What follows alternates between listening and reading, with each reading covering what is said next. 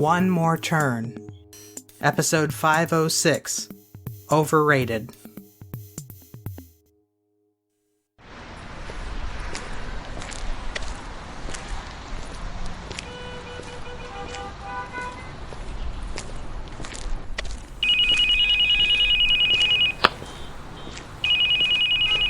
This is Caden. Over. Still doing that? It's Reese. What's your status? What's your status? Over. To punctuate a question, your inflection should be raised, not lowered. I'll show you inflection. What's your status? Over. Nothing to report. Otherwise I would have done so. Refer to our direct and expedient conversation from last month. Over. Avery and Bella are refusing to play ball, so I'm off to approach Caleb and Riley instead. Are you on your way back to town? Over.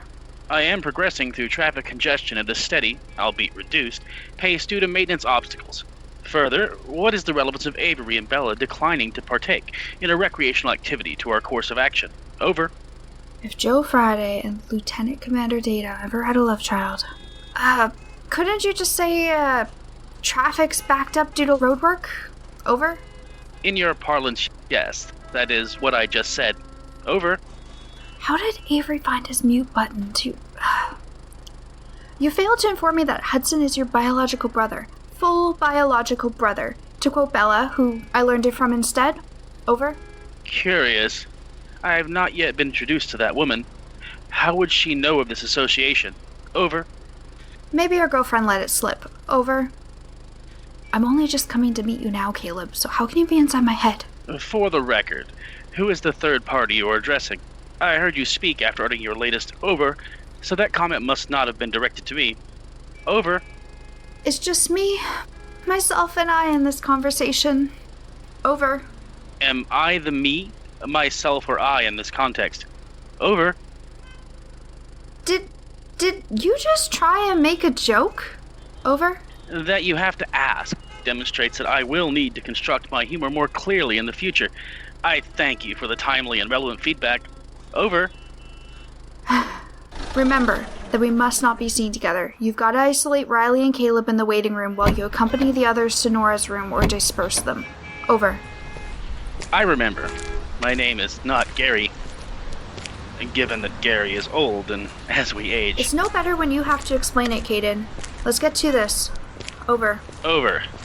Agreed. Over.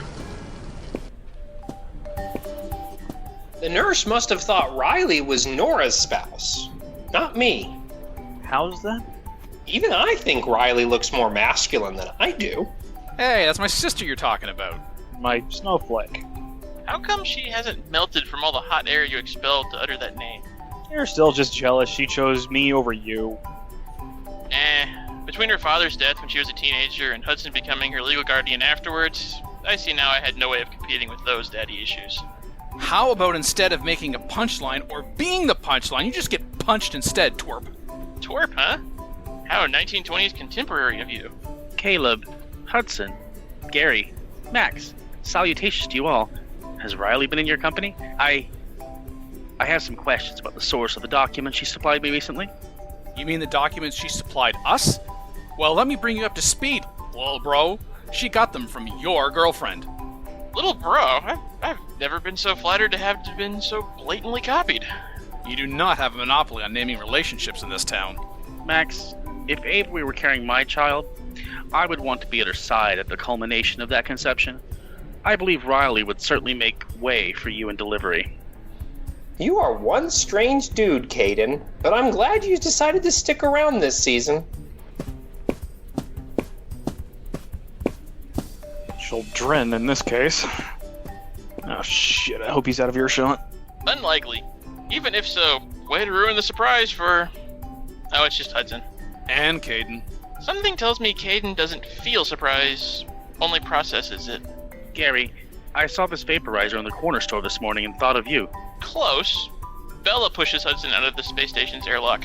Not Gary. What's this now? You have been misled, Caleb. In an oxygen-deprived environment such as space, I passed by that in the store the other day, but Riley asked me not to replace my original vaporizer that I broke. Still don't remember how it got into the bathroom to fall off the counter in the first place. Goldfish memory confirmed. Well, technically speaking, as a gift, I haven't replaced my vaporizer. Thank you, kid. Electronic or not, cigarettes will mess you up. How have you managed to live this long? Thank you, Dr. Buzzkill. I'll take this outside before a wandering nurse sees and wants to give me a lecture. If they chip that newly tiled floor, the landlord will hold Max and Nora responsible. I suggest we retreat to the comfort of the high-landed offices of One More Turn Solutions to share what we have learned and are thinking about the documents Riley sent us. Caleb, if you will excuse us, and pardon my dispersing your company here, Pedro. Yes, I've had my fill of Lowlander air for one day too. Pedro. Classy. I hope you get bitten by one in your sleep tonight. As in a bed bug, I presume, as they are a par. Join me in the cafeteria for some grub before you go, will you? I'm curious as to what protein substitute they have on the menu today.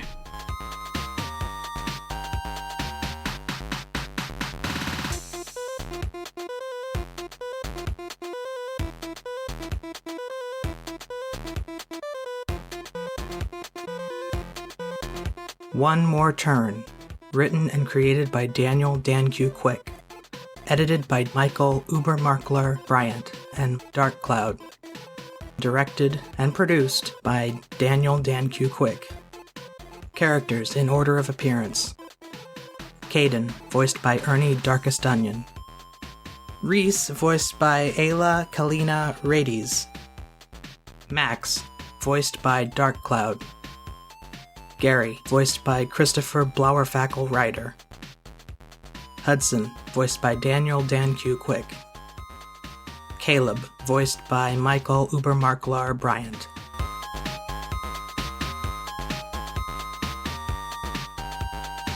Sounds courtesy of freesound.org. Music by Kevin MacLeod. Voiceovers by Canas Albinas. Visit the One More Turn website at onemoreturn.net. Copyright Civilized Communication at civcom.net.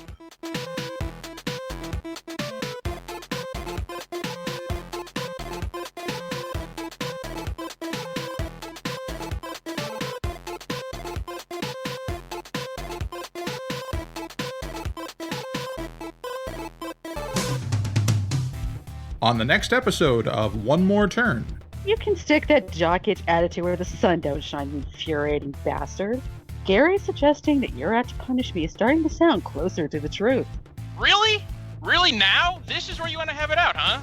Oh, you'd like that, wouldn't you? Documented as foreplay in your damn captain's log?